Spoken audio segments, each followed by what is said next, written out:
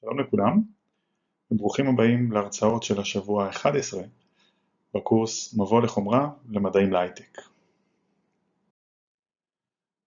בשבוע שעבר, בשבוע העשירי, דיברנו על צמצום מצבים של מכונת מצבים סופית, ובזה סיימנו את החלק הראשון, שהוא החלק היותר גדול של הקורס, של מערכות לוגיות ספרתיות, מעגלים צירופיים, מכונות מצב סופיות, מודולים, דברים בסגנון הזה.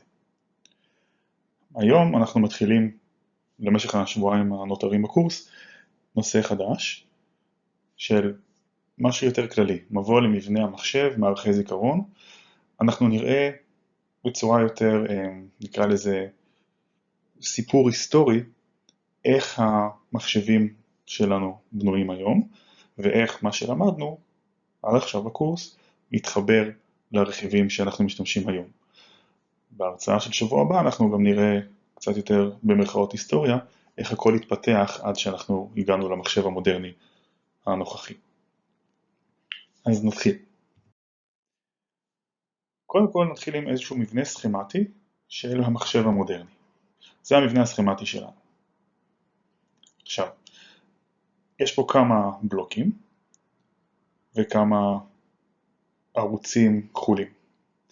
הערוצים הכחולים אלה תוספים, והבלוקים הם רכיבים שנמצאים על לוח האם. אפשר להגיד שהמחשב שלנו בנוי מאיזשהו לוח אחד ראשי, שיש עליו כל מיני רכיבים.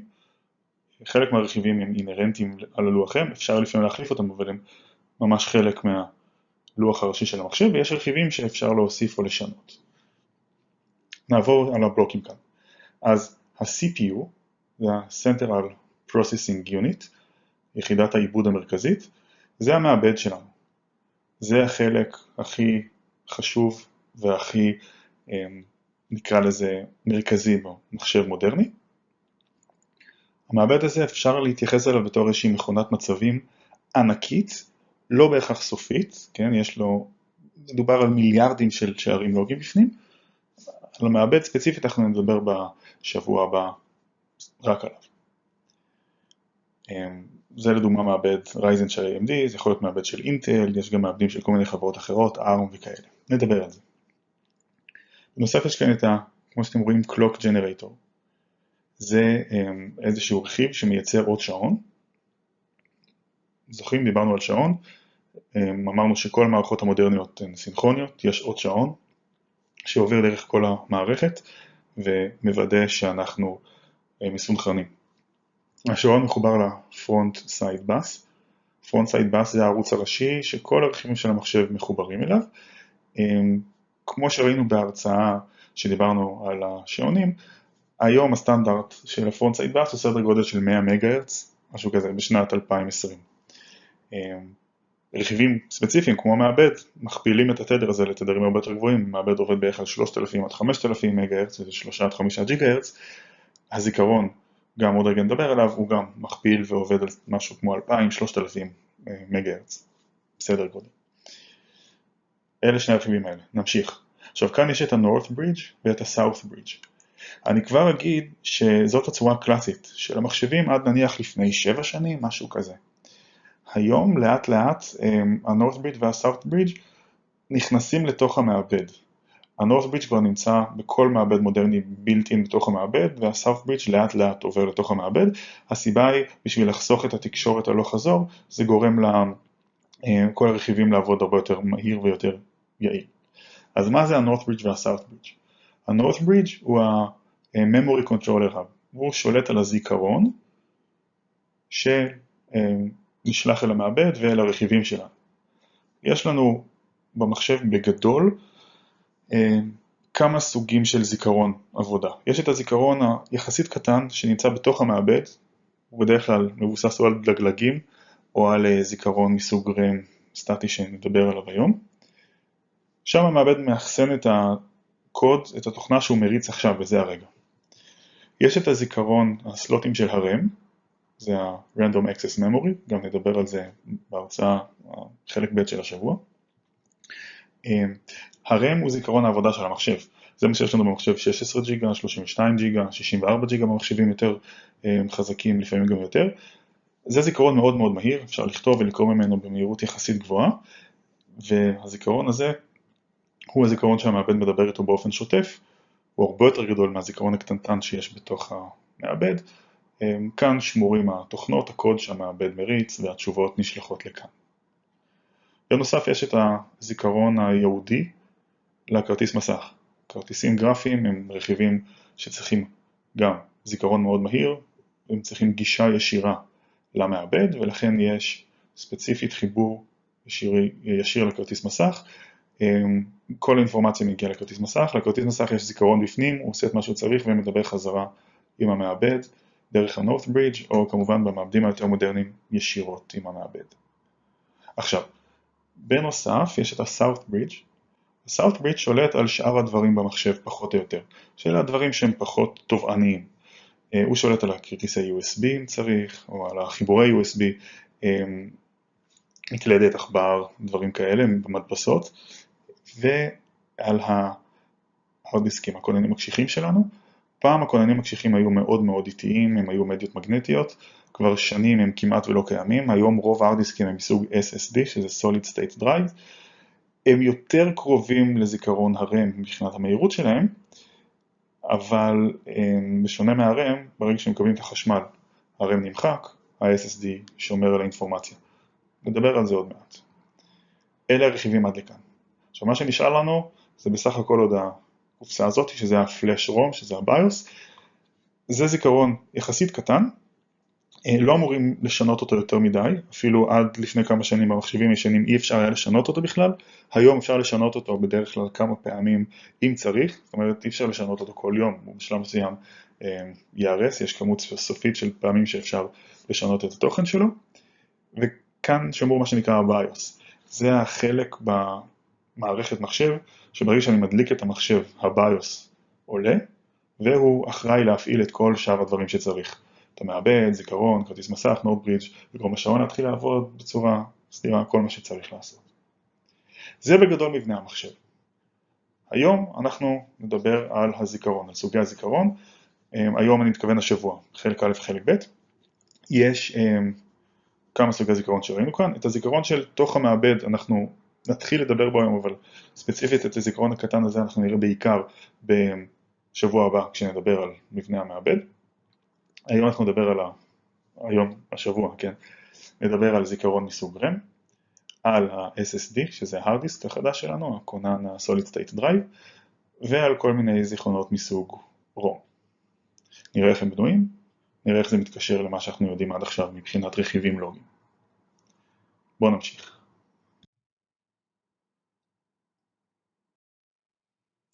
בואו נראה שנייה איך הדברים האלה נראים בתוך מחשב אמיתי. זה MacBook Pro של אפל, 16 אינץ' המסך, משנת סוף 2019. ככה המחשב נראה מבפנים, מאחורה, זאת הרצפה שלו, כשפותחים את המכסה. יש פה שני מאווררים עם צינור חום, זה צינור מיוחד שלוקח עוד שנייה, נראה כאן יש את המעבד והכרטיס הגרפי שהם מתחממים הם הרכיבים שמתחממים הכי הרבה בפעולה של המחשב. ומעיפים את החום החוצה, המאווררים מקררים את כל הקונסטלציה הזאת. כל הריבועים האלה שרואים כאן הם הסוללות של המחשב, בסדר? הכפתור פה זה הכפתור של ה-Touchpad או ה-Trackpad, ורק החלק הזה הוא הלוח M של המחשב, מה שמסומן פה. עכשיו סימנתי את זה כבר כאן עם הרכיבים, הורדנו את כל הצינורות חום, ה-Heat Pipes באנגלית קוראים להם. בואו נראה מה הם כל הרכיבים האלה. אז ככה, יש לנו כאן את המעבד הראשי של המחשב, מעבד אינטל i7 במקרה הזה, עם 6 ליבות. נדבר בדיוק על המעבדים שוב בשבוע הבא. זה הכרטיס הגרפי, שהוא הדבר, יחד עם המעבד, הם הרכיבים הכי חזקים במחשב מבחינת גם האנרגיה שהם צריכים, גם המהירות שהם עובדים בהם, וגם עד כמה הם מסובכים, שני הרכיבים האלה. עכשיו, מה שיש לנו כאן בכתום זה הלמעלה והלמטה של לוח האם, כן, זה פשוט אותו צד הפוך, הם הזיכרון RAM שלנו, זה הזיכרון העבודה שראינו, במחשב הזה יש 16 ג'יגה, 8 כאן ו8 כאן. עוד רכיבים מעניינים, אז כאן רואים את הריבועים האלה, הריבוע הזה והריבוע הזה, זה גם זיכרון RAM, אבל בשביל הכרטיס הגרפי. הרם, כאמור, הוא הזיכרון הראשי של המחשב שהמעבד עובד איתו, אפשר גם ששאר רכיבים לגרום להם לעדכן את הזיכרון אם צריך, אבל הכרטיס הגרפי הוא מאוד מאוד חזק, הוא צריך זיכרון משל עצמו, במקרה הזה יש לו כאן 4 ג'יגה של זיכרון משל עצמו, כאן וכאן.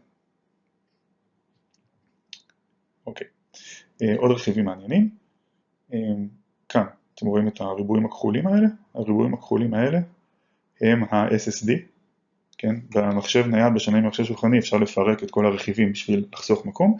SSD זה הכונן הקשיח החדש, ה-Solid State Drive, בתוך הריבועים האלה שומרים את האינפורמציה, את המידע שלנו, את הקבצים. וזה נשמר כמובן כשמכבים את המחשב, כשאין יותר חשמל, הרם נמחק, אבל מה שיש ב-SSD נשמר. עוד נקודה מעניינת, שימו לב לריבוע הכחול כאן. זה מעבד אפל T2. למה זה מעניין? אנחנו יודעים שיש במחשבים מעבדי אינטל או מעבדי AMD, וזה נכון. ספציפית לכל מחשבי המקינטוש מכמה שנים האחרונות, אני חושב 2016 או 2017, אפל שמים עוד מעבד שנקרא מעבד T2. המעבד הזה הוא נורא דומה, הוא איזושהי וריאציה של מעבד של אייפון 7. זאת אומרת, בכל מחשב אפל יש לו מעבד של אייפון 7. מה המעבד הזה עושה? כרגע הוא אחראי על כל הדברים שהם לא העיבוד הראשי של המחשב. אחראי על עיבוד הוידאו מהמצלמה ועל המיקרופון ועל ההצפנה של אינפורמציה שעוברת במחשב, דברים כאלה.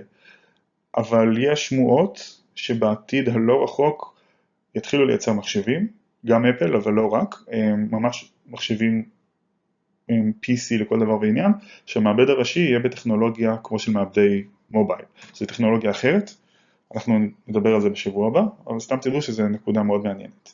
יש כבר עכשיו מחשבים שמשתמשים במעבדי מובייל, אבל הם מאוד מאוד חלשים כרגע, הם לא יכולים להתחרות עדיין במעבדי, קוראים לזה X86, שזה אינטל ו-AMD, אבל יהיה מעניין בשנים הבאות. שוב, על כל הדברים שקשורים למעבד אנחנו מדברים בשבוע הבא. שימו לב, יש לנו כאן שני מעבדים במחשב הזה. אחד שזה המעבד הראשי, Core i7 של אינטל, ואת המעבד T2. עכשיו, יש עוד כל מיני רכיבים, לדוגמה, ה-Platform Controller Hub, זה מה שמחליף את ה-Southbridge, הוא נמצא כאן, בסדר? זאת אומרת, זה לא מחליף, היום ל-Southbridge של אינטל קוראים ה-Platform Controller Hub, שזה כאן, ויש כל מיני רכיבים, זה יש לנו רכיב Wi-Fi, שזה התכלת הזה, כל מיני, פחות חשוב לנו כרגע. אוקיי. אז נתחיל. אחרי ההקדמה הזאת, היום אנחנו מדברים על זיכרון, על ROM, RAM ו-IO Storage. ROM זה הזיכרון, ראינו, של הביוס, לא רק, אבל בדרך כלל.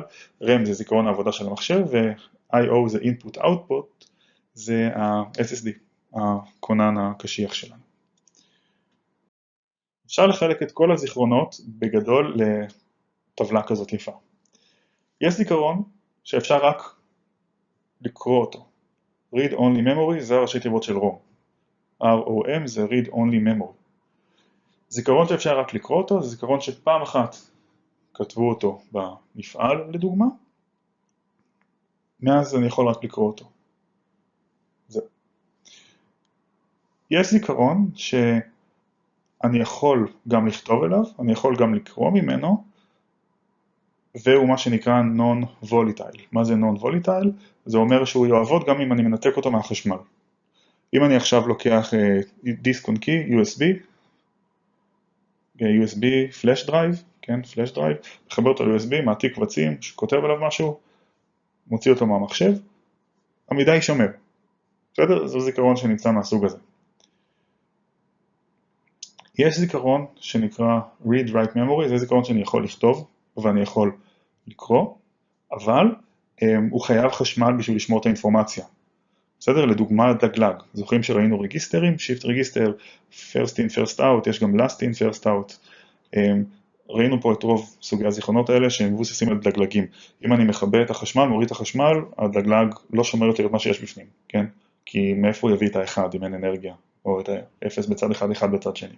אני חייב שיהיה כל הזמן חשמל שמחובר למערכת, אני חייב מתח. בסדר? זה נקרא זיכרון שהוא volatile, זאת אומרת volatile זה נדיף בעברית.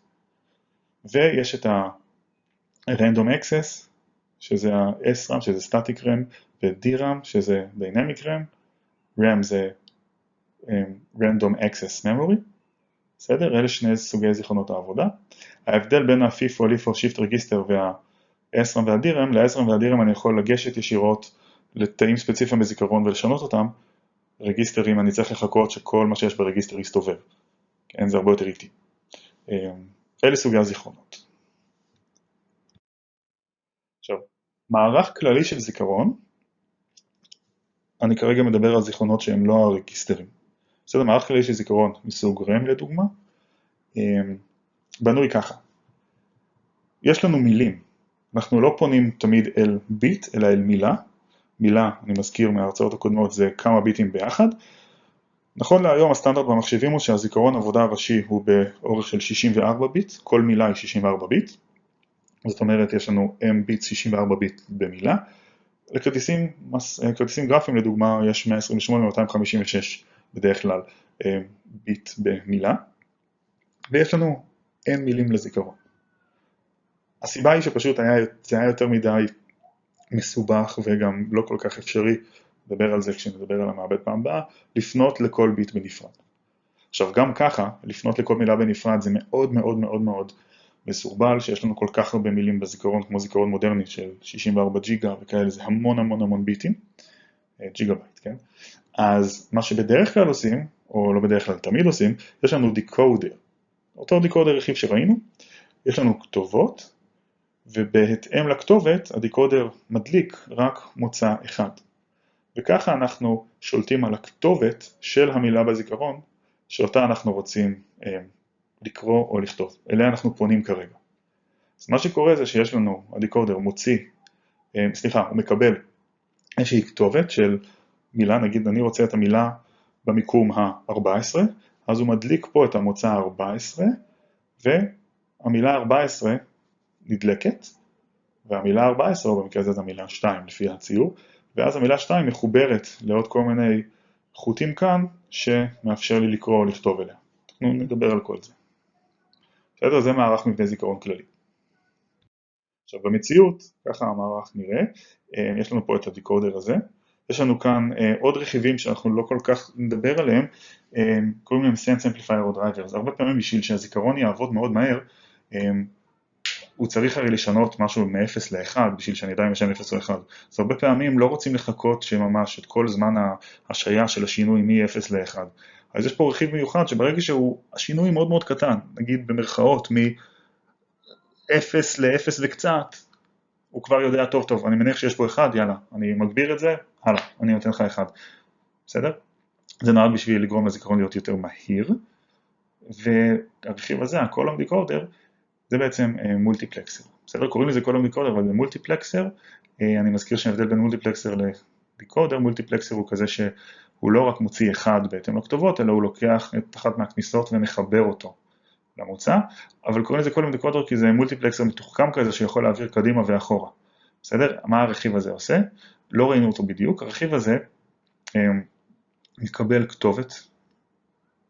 לפי הכתובת הוא לוקח את המוצא/כניסה של אותה הכתובת, ומחבר אותה לחוט אחד שיש לו במוצא או בכניסה. זה חוט שהוא דו-כיווני.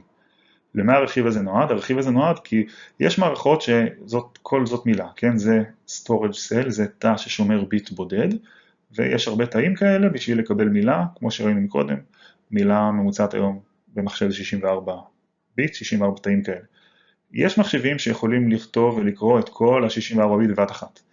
אבל יש רכיבים או מחשבים שלא יכולים לעשות את זה, מערכות שלא יכולות לעשות את זה, ואז משתמשים ברכיב הזה, פשוט רצים פה לפי הסדר, מ-0 עד 63, במקרה של 64, לפי הסדר בכתובות, ואז אנחנו כל פעם מקבלים שבמילה שבחרנו, נגיד המילה הזאת בחרנו בגלל הכתובות של הדיקודר, ה-row decoder, קודם כל הביט הראשון יחובר ל-input-output, ואז הביט השני, ואז השלישי, ואז הרביעי, ככה לפי הסדר, וכל ביט כזה אני יכול או לקרוא או לכתוב. אחרי זה נראה איך קוראים או כותבים ממנו. זה מבנה זיכרון כללי. עכשיו, במציאות לפעמים גם מחלקים את זה לרביעיות בשביל שיהיה יותר מהיר. כל הרעיון הוא שהזיכרון יהיה יותר ויותר, כמה שיותר מהיר וכמה שיותר דחוס, כי רוצים לדחוס יותר רכיבים לתוך הזיכרון. זאת אומרת, לתוך הזיכרון. לאותו רכיב פיזי של זיכרון רוצים לדחוס כמה שיותר ביטים. אוקיי. אחרי שראינו את המבנה הכללי, בואו נתחיל לעבור על סוגי הזיכרון. בחלק א', מה שנשאר עוד בחלק א', אנחנו נדבר על ROM, שזה Read Only Memory, כמה סוגי ROM. בחלק השני, אנחנו נעבור לדבר על SSD, שזה Solid State Drive, ועל RAM. אז עכשיו אנחנו מדברים על ROM, Read Only Memory. ROM הוא מערך של רכיבים שמאפשר לשמור מידע בינארי. הרעיון הוא שאנחנו לוקחים איזשהו מעגל, ובעזרתו אנחנו שומרים מידע בינארי. עכשיו, לא ניתן לשנות מה ששמור שם אחרי ששמרנו את זה. אז שימו לב קודם כל למשהו מעניין. כל מעגל צירופי יכול לשמש כזיכרון מסוג ROM. נכון? תחשבו על זה. אם יש לי איזשהו מעגל צירופי, זה איזושהי פונקציה בוליאנית, אני נגיד עם 4 משתנים, אני מכניס x0, x1, x2 ו-x3, אז עבור כל קומבינציה של x'ים תהיה איזושהי תשובה, תוצאה לפונקציה. אפשר להתייחס לזה שכל תוצאה כזאת זה איזשהו ערך ששמור במערך ROM. זה בסדר, זה הרום הכי בסיסי, אבל לא נהוג, וזה מאוד מסורבל כשאני רוצה לשמור משהו ברום, להחליט על איזשהו ביטוי בוליאני מתאים. בסדר, נגיד משתמשים ברום לכל מיני מערכות, לא יודע, סתם לדוגמה, מכונת כביסה, בסדר? היום כבר לא, אבל פעם, פשוט היום עושים את זה כבר עם רכיבים את המתוחכמים, נדבר על זה אחר כך. פעם במכונות כביסה, כשסובבו את הגלגל או שלחצו על איזה כפתור, איך המכונה ידעה לעשות 1 שעה ו3 דקות בשביל 40 מעלות, אם אין פרי-ווש, ואם יש פרי-ווש להעלות את זה לשעה וחצי, אז היו ממש כמו טבלאות של זיכרון רום. אני לא רוצה לעשות ביטוי מעגל צירופי בשביל כל הדברים האלה, אני רוצה ממש כמו איזושהי טבלה שאני שומר את כל הפונקציות בפנים. בשביל זה יש זיכרון רום שהוא קצת יותר מסודר. אוקיי? זה בדיוק מה שכתוב כאן. אנחנו נעשה עכשיו משהו יותר סטנדרטי וסדור לייצר מערך של זיכרון רום. אז בכלליות, הזיכרון רום הבסיסי ביותר הוא נקרא OR Gated Array, שזה פרוגרמבל רום שאני יכול לתכנת אותו פעם אחת, עוד רגע נראה, אחרי שתכנתתי אי אפשר יותר לגעת בו, וזה הזיכרון שלי. יש לנו פה את הדיקודר, זה אותו דיקודר שראינו מקודם שהוא נותן לי את השורות, כן, פה אני אכניס את הכתובת, איזה מילה בזיכרון כרגע אני רוצה גישה אליה, הזיכרון עושה מה שהוא עושה ומוציא את הביטים למטה, כן, יש לנו m ביטים בכל מילה, יש לנו n, 2 חזקת n מילים, אם יש לנו n כתובות. אז הרעיון הכי בסיסי הוא פשוט להשתמש במשהו שגם כבר ראינו, שזה דיקודר שאוטומטית מתחבר לשערי אור. זוכרים? ראינו את זה בהרצאה 7 או 6. יש לנו דיקודר, במקרה הזה עם 2 כתובות, x0 ו-x1, אז בהינתן מה שיש ב-x0 ו-x1, 0, 0, 0, 1, 1, 0 ו-1, 1, הוא יוציא 1 או ב-m0 או ב-m1 או ב-m2 או ב-m3. עכשיו הרעיון, יש לנו כאן, אני רוצה שהזיכרון הזה ישמור לי 3 ביט, f1, f2, f3, אז איך עושים את זה? יש לי כאן שערי אור, אני לוקח כל שער אור כזה ומחבר אותו רק למוצאים m0, m1, m2 ו-m3 הרלוונטיים לפי הביטוי שאני רוצה שיהיה ל-f. אז תסתכלו כאן על זאת טבלה נתונה, זה מי שנותן לנו, תעשו לי מערך זיכרון OR Gated Array מהסוג הזה, שיש לי 2 כניסות כתובות, ו2 כניסות של כתובת, אני יכול לשמור עד 4 מילים, כן, 1, 2, 3, 4, בכל מילה אני רוצה 3 ביטים, f1, f2, f3, שהם יהיו ערכים שלהם. עבור 0, 0, אני רוצה שיהיה לי 0, 1, 1. אם הכנסתי 0, 1 בכניסה, בכתובות, אני רוצה שהמוצא יהיה 1, 0, 1. וכן הלאה וכן הלאה. איך עושים את זה? אז מסתכלים על כל אחד מהביטים פה, לפי הטבלת אמת, ועושים ממש מימוש פונקציה לפי דיקודר, כמו שראינו. f1, שימו לב, הוא יקבל 1, אם המוצאים x1, x0 יהיו 0, 1, 1, 0 או 1, 1. זה אומר שאני צריך לחבר את השער אור הזה, כן, למוצאים של m1, שזה מה שנקבל עם x0, x1 יהיו 0, 1, ל-m2 ול-m3, שזה מה שנקבל עם x0, x1 יהיו 1, 0 ו-1, 1. אז חיברתי את m1, m2, m3 בשער אור הזה ל-f, ככה עשיתי את f1. אותו דבר F2 אני צריך לחבר את M0 ואת M3, לחבר את M0 ואת M3, וב-F3 אני צריך לחבר את M0 ו-M1. עכשיו, איך מחברים את זה במציאות? במציאות החיבור הוא בדרך כלל ממש צורבים את זה, כן? ממש לוקחים איזושהי מכונה במפעל, שוב, כרגע מדובר על טכנולוגיה מאוד ישנה, התקדמנו מאז האנושות ואנחנו נדבר על זה בהמשך, אבל פעם ממש לקחו איזשהו רכיב, ממש כמו מלחם, פשוט צרבו את זה. ולכן החיבור היה חד פעמי, ברגע שצרבתי, עשיתי פה קצר, אני לא יכול יותר לנתק את זה. אז מחליטים מראש במפעל, אני רוצה שזאת תהיה הפונקציונליות של מכונת הכביסה נניח, ואז מתחילים לייצר הרבה מערכים כאלה, והמערכים האלה אחרי זה הולכים למפעל של מכונת הכביסה, ומכניסים את זה לייצור של המכונה. זה הרעיון של זיכרון רום הכי בסיסי. בואו נראה דברים קצת יותר מתקדמים. בשלב הבא, בהתקדמות של הטכנולוגיה הזאת, כמו שאמרתי, אנחנו בערך במרכאות שיעור היסטוריה, כי אנחנו עובדים לפי הסדר של ההתפתחות של הדברים. השלב הבא היה PLA ו-PAL. אז בוא נתחיל עם PLA, שזה Programmable Logic Array. זה רכיב שהוא מזכיר את הרכיב הקודם, אבל יש לו שני מישורים. במקום דיקודר יש לנו עכשיו איזשהו מישור של שערי AND ומישור של שערי OR. עכשיו ככה זה נותן לי יותר שליטה מאשר רק שימוש בדיקודר. אני יכול להשתמש בפחות אינפוטים בשביל לקבל כמות יותר גדולה של פונקציונליות. כן, זה מאוד מגביל אותי בדיקודר, שאם הייתי רוצה לדוגמה מספר מסוים של מינטרמים, אז הייתי צריך המון כתובות שלא בהכרח צריך אותם, או המון אמים, כן, כאילו, שהרבה, לא תמיד צריך את כולם. עכשיו, שימו לב שנייה למשהו מעניין, יש כאן, כשאני מראה כאן חוט אחד, יש פה הרבה חוטים, זאת אומרת, אם לדוגמה סימנתי, אני צורב פה את הנקודה הזאת, הכוונה היא ש-I1, כן, זה I1 פה, ואם העיגול הזה זה I1 נוט, ככה מסמנים את זה. אז אם אני עוד רגע אסמן פה עיגול אדום, זה אומר שאני צרבתי את הנקודה הזאת, זה אומר ש-I1 מחובר עכשיו לשער AND הזה, אבל אם אני אצרוב פה גם את הנקודה הבאה, זה אומר שגם I2 מחובר ל-AND הזה, P1, זה לא אומר שיש קצר ביניהם, צריכים שיש פה המון חוטים, כל מה שאני צורב, אז אני חוט אחד מהשער AND הזה שיוצא, מחבר לכאן. בסדר? ממש שאני לא צורב, אז אין חיבור בין הכניסות כאן לשערי AND. אז הרעיון, אנחנו רוצים עכשיו לממש עוד פעם 3 ביט, O1, O2, O3, שזאת תהיה הפונקציונליות שלהם. בואו נראה איך אני מממש את הפונקציה הזאת פשוט. איך אני מממש אותה? אז ככה. שימו לב ל-O1. ב-O1 שווה ל-I1 כפול I2, ועוד I1 גג כפול I2 גג כפול I3 גג כפול I4 גג. כן, שימו לב שיש לי פה גם את הנוטים, אם הייתי צריך דיקודר, אז הייתי צריך 2 בשביל 4, אבל אז עוד 2 בשביל 4 בשביל הנוטים. אם יש פונקציה כזאת מורכבת מדברים עם נוטים, ה-PLA הוא יהיה יותר חסכוני מאשר להשתמש סתם בדיקודר.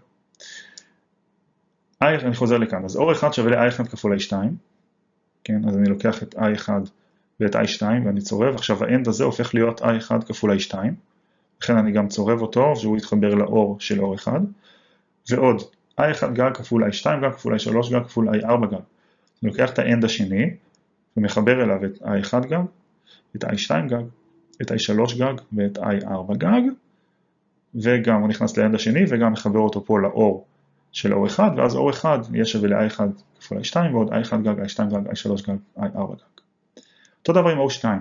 O2 אני רוצה שהוא יהיה I1 כפול I3 גג, אז אני לוקח את האנד השלישי, I1 כפול I3 גג, ומחבר אותו ל-O2, דרך האור, ועוד I1 גג כפול I3 כפול I4, אז I1 גג כפול I3 כפול I4, מחובר גם לאנד P4 ומחובר לאור של O2, פלוס I2, אז כאן אני לוקח את I2, אנד של I2 זה פשוט I2, וגם מחבר אותו ל-O2.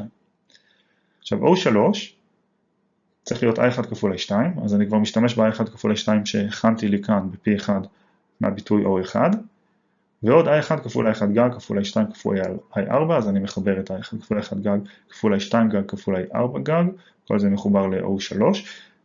שימו לב שזה די מטופש, כי הדבר הזה הוא תמיד 0. כל מי שתכנן את זה הוא עשה משהו שהוא קצת טיפשי, לא צריך באמת את הביטוי הזה, אפשר להעיף אותו. סתם אבל עשיתי את זה כאן בשביל שלמות השאלה. אוקיי, אז זה מערך PLA. השאלה היא למה לא להשתמש בדיקודר? אפשר, אבל הרבה פעמים דיקודר יהיה יותר מסורבל, כי אנחנו צריכים, כמו שראינו בשקף הקודם, להשתמש בכל המינטרמים. הדיקודר מוציא לנו תמיד כל המינטרמים, לא תמיד צריך אותם. אוקיי. עכשיו, מה ההבדל בין PLA לפאל? מה שראינו קודם זה PLA, שזה Program Logic Array. אז פאל זה מאוד מאוד דומה ל-PLA, אבל ההבדל הוא שמישור האור כבר קבוע. האור כבר מחובר לכל השערים, אני לא יכול לצרוב. מקודם ראינו שיכולנו להחליט איזה שערי end מגיעים לאיזה אור, אז כאן זה כבר קבוע. יש לכל אור את השערי end של עצמו. ככה נראה PLA שאפשר לקנות במפעל, ואז פשוט לצרוב פה בכל שתי וערב כזה, בכל נקודה אני יכול לצרוב משהו, וככה להכין איזשהו מערך זיכרון יותר רציני. זה לדוגמה משהו שכן אפשר לשלוט על דברים ישנים, השתמשו בזה פעם, כמו לדוגמה מכונות כביסה. בסדר? זה הרעיון ברום הזה. עכשיו, שימוש בזיכרון רום. אז כמו שאמרנו, הדבר שמגביל את השימוש ברום, בעיקר, זאת העובדה שאני יכול לכתוב רק פעם אחת. אני כותב את זה במפעל, ואז אני לא יכול לשנות יותר. עכשיו, מה קורה אם אני כן צריך לשנות? נגיד אם גילו באג במכונת כביסה, או שמחר מישהו מכין אבקת כביסה חדשה, ואפשר להוריד את זמן ההרתחה של המגבות, סתם אני זורק. או אם משתמשים בביוס של המחשב, זוכרים הביוס זה החלק הקטן במחשב, שמטעין את המחשב, ברגע שמדליקים הוא מטעין את כל מה שצריך בשביל להתחיל להפעיל את המעבד ואת הזיכרון והכל של המחשב. אם יש איזשהו באג, או צריכים לשנות את זה, או זה מה שנקרא לפעמים אתם שומעים firmware update, שמעדכנים איזשהו firmware של איזה מכשיר, או נגיד ברכב, במחשב של הרכב, גם יש לו firmware. אז זה היה מאוד מגביל. ולכן, במשך השנים, יצרו רכיבי רום, שהם היו יותר מתוחכמים, קראו לזה Erasable Programmable ROM, ואחרי זה אפילו EEPROM, שזה Electric Erasable Programmable ROM, שזה היו רכיבים שכן היה אפשר על ידי, בהתחלה היו צריכים להעיר על הרכיב עם אור אולטרה סגול מיוחד, וזה היה עושה משהו כימי ומעיף את הקצרים שעשיתי, והייתי יכול במרכאות לצרוב מחדש. בהמשך ב-EEPROM, שזה Electrical Erasable Programmable ROM, היה אפשר לתת איזשהו מתח גבוה בכיוון ההפוך, או באותו כיוון אבל מתח יותר גבוה, לשחק ממש, לעשות משהו חשמלי שמוחק את הצריבות, זה איזשהו טריק חשמלי כזה, ולרשום מחדש. העניין הוא שהדברים האלה הם הרסו בסופו של דבר את הרכיב, זאת אומרת כל פעם שמחקתי ורשמתי מחדש, הרכיב כבר לא היה בדיוק אותו דבר, ואחרי מספר מסוים של פעמים שעושים את הדבר הזה, כבר אי אפשר יותר לרשום מחדש על הרכיבים, סדר גודל של אולי 10 פעמים שהיה אפשר לעשות את זה ברכיבים הראשונים, ברכיבים הבאים כמה שנים אחר כך כבר היו כמה מאות פעמים כאלה, ואנחנו נראה מיד בחלק ב' כשאנחנו נדבר על SSD, Solid State Drive, שזה דיסק און קי, או ממש ארדיסקים של SSD שיש לנו היום במחשבים, הם מבוססים בגדול על אותה טכנולוגיה של EEPROM, רק ששיפרו אותה הרבה, והיום אפשר לכתוב כמה אלפי פעמים לכל ביט ב-SSD. עכשיו, כמה אלפי פעמים זה לא נשמע המון, ואתם צודקים, זה לא המון, נראה איך זה עובד ואיך ה-SSD מחזיקים הרבה זמן בפעם הבאה בחלק ב'.